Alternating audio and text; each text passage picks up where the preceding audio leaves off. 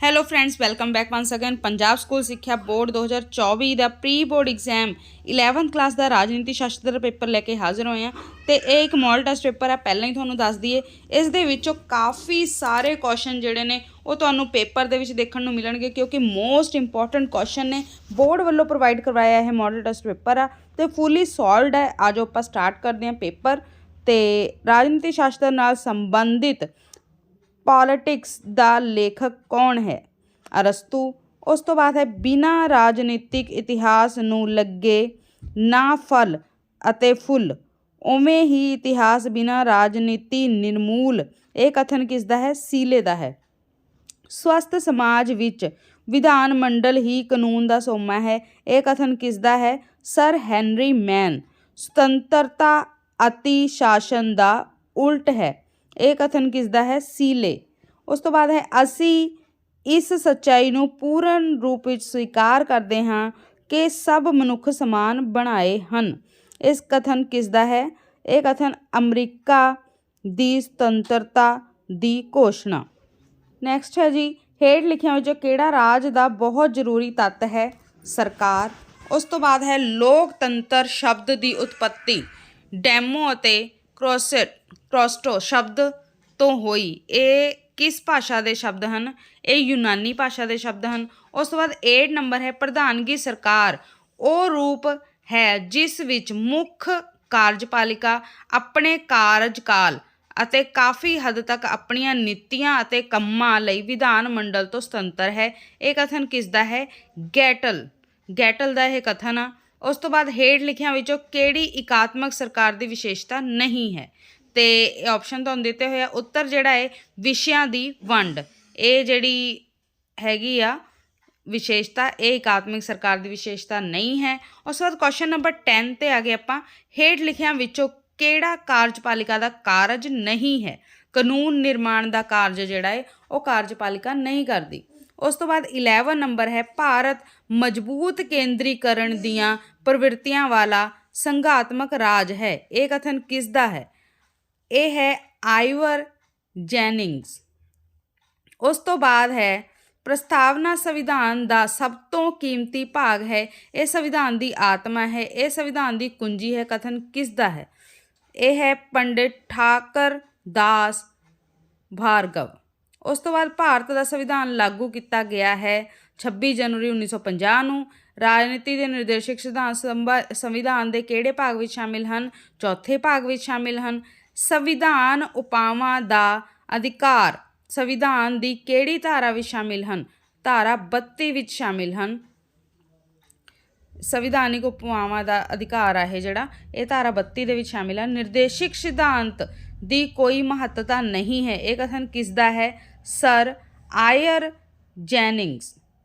ਉਸ ਤੋਂ ਬਾਅਦ ਹੈ 17 ਨੰਬਰ ਕੁਐਸਚਨ, ਸੰਵਿਧਾਨ ਦੀ ਕਿਹੜੀ ਸੋਧ ਰਾਹੀਂ ਮੌਲਿਕ ਕਰਤੱਵ ਸ਼ਾਮਿਲ ਕੀਤੇ ਗਏ ਹਨ? 42ਵੀਂ ਸੋਧ ਰਾਹੀਂ ਮੌਲਿਕ ਕਰਤੱਵ ਜਿਹੜੇ ਨੇ ਉਹ ਸ਼ਾਮਿਲ ਕੀਤੇ ਗਏ ਆ। ਉਸ ਤੋਂ ਬਾਅਦ ਹੈ ਉਪ ਰਾਸ਼ਟਰਪਤੀ ਦੀ ਚੋਣ ਵਿੱਚ ਸ਼ਾਮਿਲ ਹੈ ਲੋਕ ਸਭਾ ਅਤੇ ਰਾਜ ਸਭਾ। ਜਦੋਂ ਉਪ ਰਾਸ਼ਟਰਪਤੀ ਦੀ ਚੋਣ ਹੁੰਦੀ ਹੈ ਤਾਂ ਲੋਕ ਸਭਾ ਅਤੇ ਰਾਜ ਸਭਾ ਦੋਨੇ ਸ਼ਾਮਿਲ ਹੁੰਦੇ ਹਨ। ਉਸ ਤੋਂ ਬਾਅਦ ਹੈ 19 ਨੰਬਰ ਕੁਐਸਚਨ, ਲੋਕ ਸਭਾ ਦੀਆਂ ਮੀਟਿੰਗਾਂ ਦੀ ਪ੍ਰਧਾਨਗੀ ਕਰਦਾ ਹੈ? ਕੌਣ ਕਰਦਾ ਹੈ? ਸਪੀਕਰ ਕਰਦਾ ਹੈ। ਉਸ ਤੋਂ ਬਾਅਦ ਹੈ ਰਾਜਪਾਲ ਦੀ ਨਿਯੁਕਤੀ ਕੌਣ ਕਰਦਾ ਹੈ? ਰਾਸ਼ਟਰਪਤੀ ਰਾਜਪਾਲ ਦੀ ਨਿਯੁਕਤੀ ਕਰਦਾ ਹੈ। ਇਹ 20ਵਾਂ ਕੁਐਸਚਨ ਸੀ। ਉਸ ਤੋਂ ਬਾਅਦ 21ਵਾਂ ਕੁਐਸਚਨ ਆ ਗਿਆ ਹੈ, ਮੁੱਖ ਮੰਤਰੀ ਰਾਜ ਦਾ ਡੈਸ਼ ਨੇਤਾ ਹੁੰਦਾ ਹੈ? ਹਰਮਨ ਪਿਆਰਾ ਨੇਤਾ ਹੁੰਦਾ ਹੈ। ਉਸ ਤੋਂ ਬਾਅਦ 22 ਨੰਬਰ ਕੁਐਸਚਨ ਹੈ, ਵਿਧਾਨ ਸਭਾ ਦਾ ਕਾਰਜਕਾਲ ਹੈ 5 ਸਾਲ। ਡਿਪਟੀ ਕਮਿਸ਼ਨਰ ਦਾ ਕਾਰਜਕਾਲ 5 ਸਾਲ ਹੈ। ਸਹੀ ਜਾਂ ਗਲਤ ਦੇ ਵਿੱਚ ਉੱਤਰ ਦੇਣਾ, ਤੇ ਇਹ ਗਲਤ ਆ ਜੀ। ਡਿਪਟੀ ਕਮਿਸ਼ਨਰ ਦਾ ਕਾਰਜਕਾਲ 5 ਸਾਲ ਨਹੀਂ ਹੁੰਦਾ। ਉਸ ਤੋਂ ਬਾਅਦ ਹੈ ਹਾਈ ਕੋਰਟ ਦੇ ਜੱਜ 65 ਸਾਲ ਦੀ ਉਮਰ ਤੱਕ ਅਹੁਦੇ 'ਤੇ ਰਹਿੰਦੇ ਹਨ। ਸਹੀ ਜਾਂ ਗਲਤ? ਗਲਤ ਹੈ ਜੀ। ਉਸ ਤੋਂ ਬਾਅਦ ਹੈ ਰਾਜ ਸਭਾ ਧਨ ਬਿੱਲ ਨੂੰ ਕਿੰਨੇ ਸਮੇਂ ਦੀ ਦੇਰੀ ਪਾ ਸਕਦੀ ਹੈ? 14 ਦਿਨ ਦੀ ਦੇਰੀ ਪਾ ਸਕਦੀ ਹੈ। ਵਿਸ਼ਵ ਵਿੱਚ ਸਭ ਤੋਂ ਪੁਰਾਣੀ ਸੰਸਦੀ ਸਰਕਾਰ ਕਿਸ ਦੇਸ਼ ਵਿੱਚ ਹੈ? ਬਰਤਾਨੀਆ ਦੇਸ਼ ਵਿੱਚ ਹੈ। ਉਸ ਤੋਂ ਬਾਅਦ ਹੈ ਸੰਯੁਕਤ ਰਾਜ ਅਮਰੀਕਾ ਵਿੱਚ ਡੈਸ਼ ਦੀ ਸਰਕਾਰ ਹੈ। ਪ੍ਰਧਾਨਗੀ ਪ੍ਰਣਾਲੀ ਦੀ ਸਰਕਾਰ ਹੈ। ਸਰਕਾਰ ਕੋਲ ਪ੍ਰਭੂ ਸੱਤਾ ਹੁੰਦੀ ਹੈ, ਰਾਜ ਕੋਲ ਨਹੀਂ। ਠੀਕ ਜਾਂ ਗਲਤ? ਗਲਤ। ਉਸ ਤੋਂ ਬਾਅਦ ਹੈ ਸੁਤੰਤਰਤਾ ਅਤੇ ਸਮਾਨਤਾ ਦਾ ਉਦੇਸ਼ ਸਾਂਝਾ ਹੈ। ਠੀਕ ਜਾਂ ਗਲਤ? ਠੀਕ।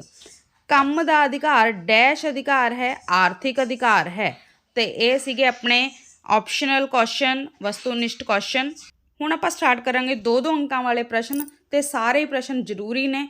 ਕੁਐਸਚਨ 1 ਹੈ, ਸਰਕਾਰ ਦੇ 3 ਅੰਗ ਕਿਹੜੇ ਹਨ? ਕਾਰਜਪਾਲਿਕਾ, ਵਿਧਾਨਪਾਲਿਕਾ, ਨਿਆਂਪਾਲਿਕਾ। ਕੀ ਇਹ ਕਹਿਣਾ ਠੀਕ ਹੋਵੇਗਾ ਕਿ ਰਾਜਨੀਤੀ ਸ਼ਾਸਤਰ ਕੇਵਲ ਰਾਜ ਦਾ ਅਧਿਐਨ ਕਰਦਾ ਹੈ? ਨਹੀਂ, ਕਿਉਂਕਿ ਰਾਜਨੀਤੀ ਸ਼ਾਸਤਰ ਰਾਜ ਤੋਂ ਇਲਾਵਾ ਸਰਕਾਰ, ਅੰਤਰਰਾਸ਼ਟਰੀ ਸੰਗਠਨ, ਅੰਤਰਰਾਸ਼ਟਰੀ ਕਾਨੂੰਨ, ਸੁਤੰਤਰਤਾਵਾਂ ਆਦਿ ਦਾ ਅਧਿਐਨ ਕਰਦਾ ਹੈ। ਕਾਨੂੰਨ ਦੇ ਕੋਈ 2 ਸੋਮੇ ਲਿਖੋ। ਰੀਤੀ ਰਿਵਾਜ, ਵਿਧਾਨ ਮੰਡਲ। ਉਸ ਤੋਂ ਬਾਅਦ ਹੈ ਲੋਕਤੰਤਰ ਦੇ ਕੋਈ 2 ਗੁਣ ਲਿਖੋ। ਲੋਕਤੰਤਰ ਸਰਕਾਰ ਲੋਕ ਇੱਛਾ 'ਤੇ ਆਧਾਰਿਤ ਹੁੰਦੀ ਹੈ, ਜ਼ਿੰਮੇਵਾਰ ਸਰਕਾਰ ਹੁੰਦੀ ਹੈ। ਉਸ ਤੋਂ ਬਾਅਦ ਹੈ ਕੁਐਸਚਨ, ਰਾਜਨੀਤੀ ਦੇ ਨਿਰਦੇਸ਼ਕ ਸਿਧਾਂਤਾਂ ਦਾ ਸਰੂਪ ਕੀ ਹੈ? ਨਿਆਂ ਸੰਗਤ ਨਹੀਂ ਹੈ, ਰਾਜ ਨੂੰ ਕਾਨੂੰਨ ਬਣਾਉਣ ਲਈ ਮਾਰਗਦਰਸ਼ਨ ਦਾ ਕੰਮ ਕਰਦੇ ਹਨ। ਉਸ ਤੋਂ ਬਾਅਦ 7 ਨੰਬਰ ਹੈ, ਨਿਆਇਕ ਪੁਨਰ ਨਿਰੀਖਣ ਤੋਂ ਕੀ ਭਾਵ ਹੈ? ਨਿਆਇਕ ਪੁਨਰ ਨਿਰੀਖਣ ਜਿਹੜਾ ਹੈ ਨਿਆਂਪਾਲਿਕਾ ਦੀ ਇੱਕ ਵਿਸ਼ੇਸ਼ ਸ਼ਕਤੀ ਹੈ। ਵਿਧਾਨਪਾਲਿਕਾ ਤੇ ਕਾਰਜਪਾਲਿਕਾ ਦੁਆਰਾ ਪਾਸ ਕਾਨੂੰਨ ਨੂੰ ਅਦਾਲਤ ਗੈਰ ਕਾਨੂੰਨੀ ਕਰਾਰ ਦੇ ਸਕਦੀ ਹੈ। ਉਸ ਤੋਂ ਬਾਅਦ ਭਾਗ ਈਡੀ ਹੈ, ਇਹਦੇ ਵਿੱਚ 4-4 ਅੰਕਾਂ ਵਾਲੇ ਪ੍ਰਸ਼ਨ ਹੈਗੇ ਨੇ।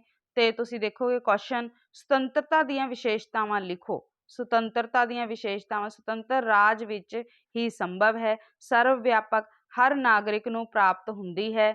ਵਿਕਾਸ ਲਈ ਉਚਿਤ ਵਾਤਾਵਰਣ ਪੈਦਾ ਕਰਦੀ ਹੈ। ਸੁਤੰਤਰਤਾ ਦੇ ਉਚਿਤ ਅਤੇ ਨੈਤਿਕ ਪਾਬੰਦੀਆਂ ਦਾ ਹੋਣਾ ਜ਼ਰੂਰੀ ਹੈ।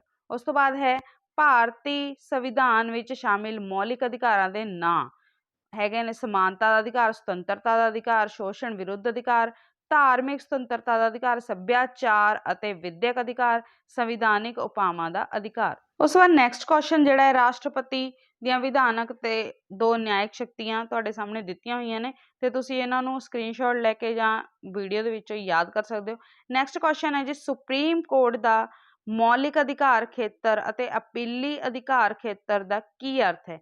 ਮੌਲਿਕ ਅਧਿਕਾਰ ਖੇਤਰ ਉਹ ਮੁਕੱਦਮੇ ਜਿਹੜੇ ਸਿੱਧੇ ਸੁਪਰੀਮ ਕੋਰਟ ਵਿੱਚ ਲਿਜਾਏ ਜਾ ਸਕਦੇ ਹਨ, ਜਿਵੇਂ ਰਾਜਾਂ ਤੇ ਕੇਂਦਰ ਵਿਚਕਾਰ ਝਗੜੇ ਮੌਲਿਕ ਅਧਿਕਾਰ ਦੀ ਉਲੰਘਣਾ ਸੰਬੰਧੀ। ਅਪੀਲੀ ਅਧਿਕਾਰ ਹੁੰਦੇ ਨੇ ਹੇਠਲੀਆਂ ਅਦਾਲਤਾਂ ਦੇ ਫੈਸਲਿਆਂ ਦੇ ਵਿਰੁੱਧ ਅਪੀਲਾਂ ਵੀ ਲੈ ਕੇ ਜਾਈਆਂ ਜਾ ਸਕਦੀਆਂ ਹਨ, ਪਰੰਤੂ ਹਾਈ ਕੋਰਟ ਵੱਲੋਂ ਸਰਟੀਫਿਕੇਟ ਪ੍ਰਾਪਤ ਕਰਨਾ ਜ਼ਰੂਰੀ ਹੁੰਦਾ ਹੈ। ਠੀਕ ਹੈ ਜੀ। ਉਸ ਤੋਂ ਬਾਅਦ ਹੈ ਡਿਪਟੀ ਕਮਿਸ਼ਨਰ ਦੇ 4 ਕੰਮਾਂ ਦਾ ਵਰਣਨ ਕਰੋ। ਨੈਕਸਟ ਹੈ ਰਾਜਨੀਤੀ ਸ਼ਾਸਤਰ ਅਤੇ ਅਰਧ ਸ਼ਾਸਤਰ ਦੇ ਸੰਬੰਧਾਂ ਦਾ ਵਰਣਨ ਕਰੋ। 4-4 ਨੰਬਰ ਵਾਲੇ ਕੁਐਸਚਨ ਸੀ ਤੇ ਇਹਨਾਂ ਦੇ ਆਨਸਰ ਅਸੀਂ ਪ੍ਰੋਵਾਈਡ ਨਹੀਂ ਕਰਵਾਏ ਨੇ। ਤੇ ਉਸ ਤੋਂ ਬਾਅਦ ਤੁਸੀਂ ਦੇਖ ਲਓ ਭਾਗ ਸੱਸਾ, ਵਿਸ਼ਾ ਵਸਤੂ ਆਧਾਰਿਤ ਪ੍ਰਸ਼ਨ, ਯਾਨੀ ਕਿ ਪੈਰਾਗ੍ਰਾਫ ਦਿੱਤਾ ਹੋਇਆ ਤੁਹਾਨੂੰ, ਉਹਦੇ ਵਿੱਚੋਂ ਕੁਐਸਚਨ ਪੁੱਛੇ ਜਾਣਗੇ ਤੇ ਉਹਦੇ ਆਨਸਰ ਵੀ ਤੁਹਾਨੂੰ ਆਪਾਂ ਇੱਥੇ ਪ੍ਰੋਵਾਈਡ ਕਰਵਾ ਦਿੱਤੇ ਆ। ਤੁਸੀਂ ਦੇਖ ਸਕਦੇ ਹੋ ਉਦੇਸ਼ ਪ੍ਰਸਤਾਵਨਾ ਕੀ ਹੈ, ਲੋਕ ਆਪਣੀ ਪ੍ਰਭੂ ਸੱਤਾ ਦਾ ਮਹੱਤਵਪੂਰਨ ਸਾਧਨ ਕਿਸ ਨੂੰ ਮੰਨਦੇ ਹਨ, ਤੇ ਉਸ ਤੋਂ ਬਾਅਦ ਧਰਮ ਸੰਬੰਧੀ ਤੁਹਾਡੇ ਕੀ ਵਿਚਾਰ ਹਨ। ਉਸ ਤੋਂ ਬਾਅਦ ਹੈ ਮਿਲਾਨ ਕਰੋ। ਮਿਲਾਨ ਕਰੋ ਵੀ ਆਪਾਂ ਮੈਚ ਕਰਕੇ ਆਨਸਰ ਲਿਖ ਦਿੱਤੇ ਆ, ਇੱਥੇ ਤੁਸੀਂ ਦੇਖ ਪਾਓਗੇ। 4 ਨੰਬਰ ਦਾ ਇਹ ਟੋਟਲ ਪਾਰਟ ਆ। ਤੇ ਉਸ ਤੋਂ ਬਾਅਦ ਭਾਗ ਹਾਹਾ ਸਟਾਰਟ ਹੋ ਗਿਆ। ਭਾਗ ਹਾਹਾ ਤੁਸੀਂ ਦੇਖੋਗੇ ਇਹਦੇ ਵਿੱਚ 6-6 ਅੰਕਾਂ ਵਾਲੇ ਪ੍ਰਸ਼ਨ ਹੋਣਗੇ। ਹਰ ਵਿਕਲਪ ਵਿੱਚੋਂ ਇੱਕ ਪ੍ਰਸ਼ਨ, ਮਤਲਬ ਕਿ ਇੰਟਰਨਲ ਚੁਆਇਸ ਮਿਲੇਗੀ। 2 ਦੇ ਵਿੱਚੋਂ 1 ਕੁਐਸਚਨ ਕਰਨਾ ਹੋਵੇਗਾ, 2 ਦੇ ਵਿੱਚੋਂ 1 ਕੁਐਸਚਨ ਕਰਨਾ ਹੋਵੇਗਾ। ਤੇ ਤੁਸੀਂ ਦੇਖੋਗੇ ਭਾਰਤੀ ਸੰਵਿਧਾਨ ਦੀਆਂ ਵਿਸ਼ੇਸ਼ਤਾਵਾਂ ਲਿਖੋ ਜਾਂ ਫਿਰ ਕਾਰਜਪਾਲਿਕਾ ਦੇ ਮੁੱਖ ਕੰਮ ਲਿਖੋ। ਦੋਨੇ ਹੀ ਕੁਐਸਚਨ ਬਹੁਤ ਹੀ ਇੰਪੋਰਟੈਂਟ ਨੇ ਦੋਸਤੋ, ਤੇ ਇਹਨਾਂ ਨੂੰ ਛੱਡ ਕੇ ਜਾਣ ਦੀ ਭੁੱਲ ਬਿਲਕੁਲ ਵੀ ਨਾ ਕਰਿਓ, ਕਿਉਂਕਿ ਲੌਂਗ ਕੁਐਸਚਨ ਦੇ ਵਿੱਚ ਇਦਾਂ ਦੇ ਹੀ ਕੁਐਸਚਨ ਆਉਂਦੇ ਆ। ਉਸ ਤੋਂ ਬਾਅਦ ਨੈਕਸਟ ਤੁਸੀਂ ਦੇਖ ਲਓ ਸੰਘਾਤਮਕ ਸਰਕਾਰ ਦੀਆਂ 6 ਵਿਸ਼ੇਸ਼ਤਾਵਾਂ, ਲੋਕਤੰਤਰ ਦੀਆਂ ਵਿਸ਼ੇਸ਼ਤਾਵਾਂ ਲਿਖੋ।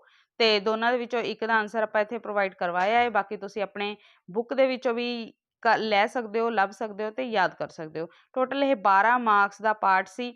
ਤੇ ਵੀਡੀਓ ਜੇਕਰ ਹੈਲਪਫੁਲ ਲੱਗੀ ਹੋ ਤਾਂ ਆਪਣੇ ਇੱਕ ਦੋਸਤ ਨਾਲ ਜ਼ਰੂਰ ਸ਼ੇਅਰ ਕਰ ਦਿਓ, ਇਹਦੇ ਨਾਲ ਸਾਨੂੰ ਮੋਟੀਵੇਸ਼ਨ ਮਿਲਦਾ ਹੈ। ਬਟ ਚੈਨਲ ਜੇਕਰ ਤੁਹਾਨੂੰ ਚੰਗਾ ਲੱਗਿਆ ਹੋਵੇ ਤਾਂ ਹੀ ਤੁਸੀਂ ਸਬਸਕ੍ਰਾਈਬ ਕਰ ਲਿਓ। ਚੈਨਲ ਸਬਸਕ੍ਰਾਈਬ ਕਰਨ ਦੀ ਕੋਈ ਕੰਪਲਸ਼ਨ ਨਹੀਂ ਹੈ, ਬਟ ਇੱਕ ਦੋਸਤ ਨਾਲ ਜ਼ਰੂਰ ਵੀਡੀਓ ਸ਼ੇਅਰ ਕਰ ਦਿਓ ਤਾਂ ਕਿ ਬੱਚੇ ਇਸ ਵੀਡੀਓ ਤੋਂ ਲਾਭ ਉਠਾ ਸਕਣ।